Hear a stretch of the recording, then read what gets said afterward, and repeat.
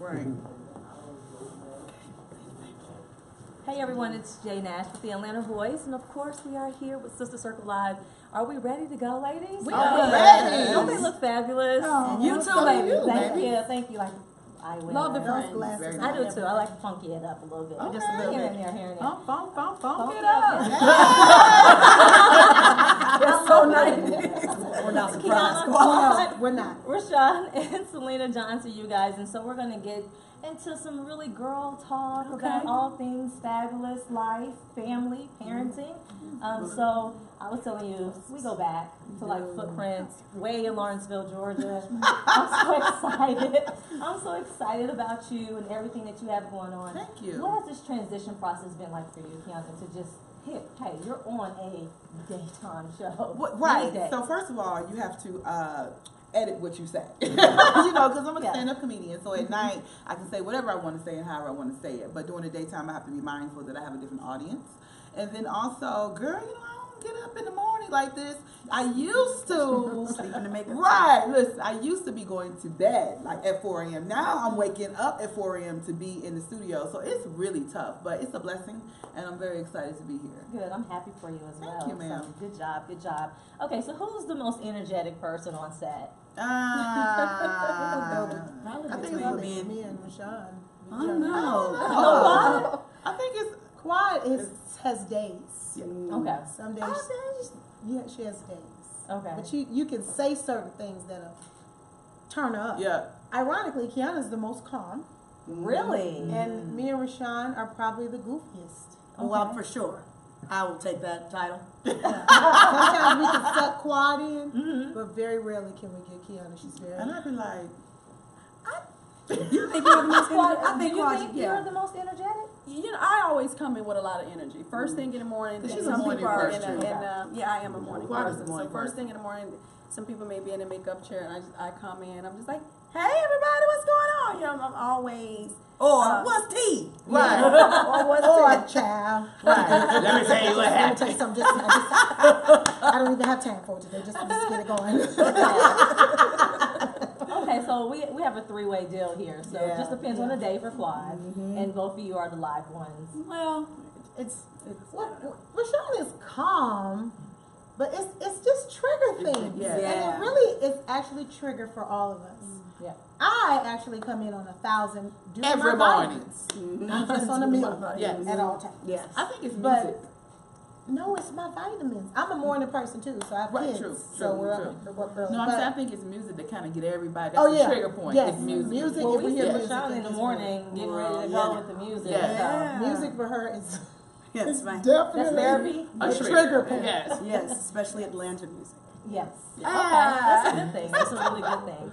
On top of everything that you all are doing, I know this show is about compelling. It's inspiring and empowering Black women. Has the show healed any one of you? It's such a therapeutic show, and so I'm just curious: has it really been like a healing point at one point? Being on the show, listening to stories, because I've watched it and I'm looking at your faces sometimes, and it's like I can relate. Okay, so who's going to start? Oh. Let's start with you, Rashan. Oh, wow. Okay, thanks. I think, every single day there's an opportunity to heal. I mean, even talking about what we talked about today with mothers and overbearing parents, and it calls for conversations that need to be had. And hopefully those same type of conversations can help heal other people, or at least start the conversation.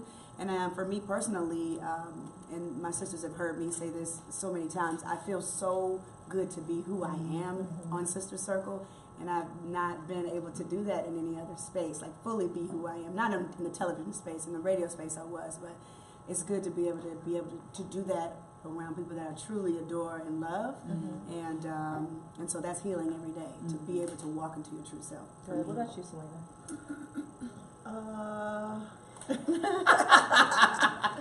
I hate to say this. This might sound weird, but I came in healed. And I'm not saying like, oh, I'm perfect. I came in all right. I came in a very calm place. I came in very ready. When I was chosen for this show, I knew why. I didn't know that I was going to be a talk show host, but when I was presented the opportunity, I went, that's what he was doing. All of the work that had been being done on me was so that I could come here and help project what I've learned to provoke healing. I'm not saying at all that I'm sitting up here with a halo and I am just finished and complete. Right. I am looking for the next stage of healing, and I am starting to see some things in myself that still need work. Okay. So there will be healing coming, but I did come in pretty solid, which is, I think, good. And I think that, you know, I don't know if this is true, but I just think just by being around these ladies all the time, I think we all were in a place where we could be of some service, of service to others. Yeah, which is good about you. You know, for me, I think it's actually refreshing. I wouldn't say so much as the healing. I would definitely say refreshing to have. These are the type of conversations that I have. I know this is a completely different capacity that people see me in outside of Married to Medicine. And sometimes things can be a little surface over there, but it's a lot of teaching tools over there. But these are the conversations that I have when I'm amongst my girlfriends. They're deep. I like deep discussions. I like to talk about things, that's intellectual, that's stimulating, that's thought-provoking, and things that are life-changing. So for me, it's been quite refreshing.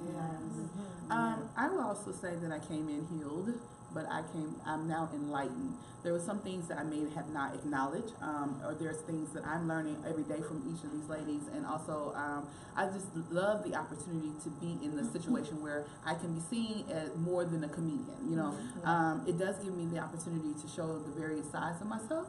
So in the process of enlightening others, I'm enlightening myself too.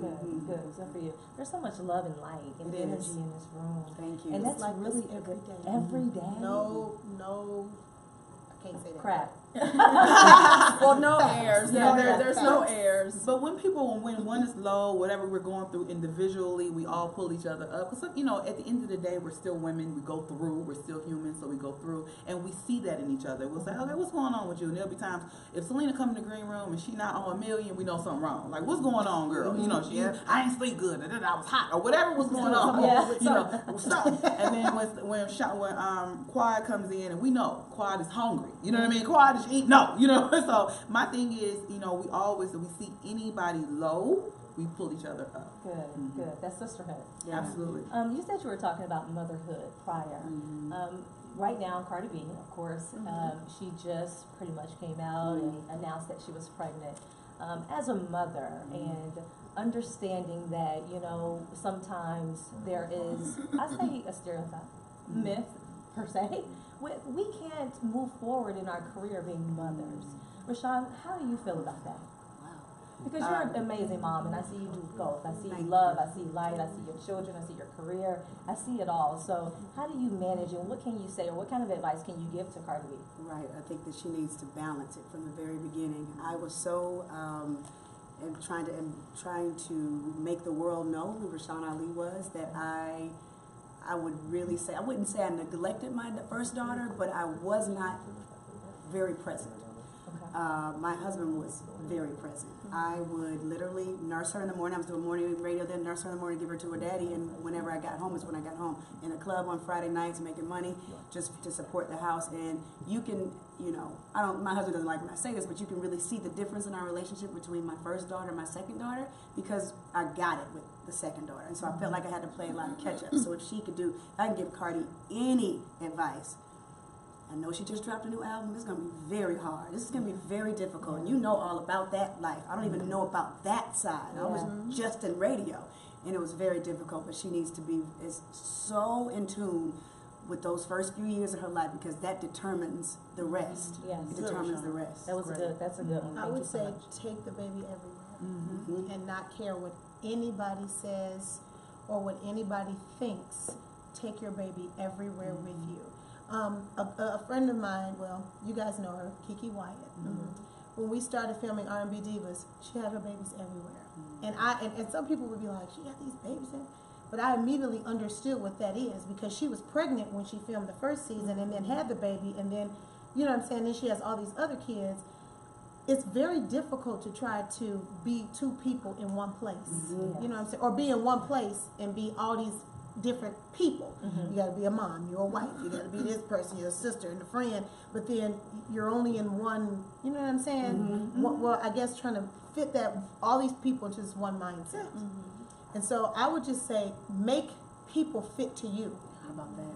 It is what it is. I'm Cardi B. I have a baby. I'm getting ready to get married. If you don't like it, that's on you. But if you want me, you have to have all the facets of me. Yes. My baby, my husband, my friends, everything that keeps me moving. Yes, I love that. That's good. Oh, great answers. I mean, you have We babies, try to two turn up babies. down to the circle. I understand it. things, girl. I get it. Okay, so they're calling for me to wrap up here. Okay. But I'm just curious to know, you guys are gaining a lot of love and a lot of support with Sister Circle. Yes. What do you hope it actually evolves into? I would like to see us on a larger platform. Yes. I really would like to see us in other countries as well. I would like to see us actually doing conferences, going on tour, really being able to get out and touch people who support us, the fans, the viewers, the supporters. So that's my goal for Sister Circle. What about you, Kiana? I would love to. I agree. Me? Yes. Yeah. I would love to, for our viewers, male and women, to male and females, to come and be healed by what we're talking about. Be able to relate. They always see something in each of us. I would love for our fan base to grow. I love the idea of a second, third, and fourth season. Yes, I do too. Right. The goal is to just, like Syleena always say every morning, to motivate, Inspire, educate, and entertain. Yep. Love it. What I she concur said. with Yep, they yep. said. Hey guys, it's Jay Nash. Of course, I'm with Atlanta Voice Live, and we're sitting here with the cast of Sister Circle. Now, be sure to tune into their show weekdays here on TV One, right? Yes. On TV One from 12 to 1 p.m. Eastern Standard Time. Absolutely. Thank you so much, ladies. I appreciate it. Great voice, Jay. Thank you.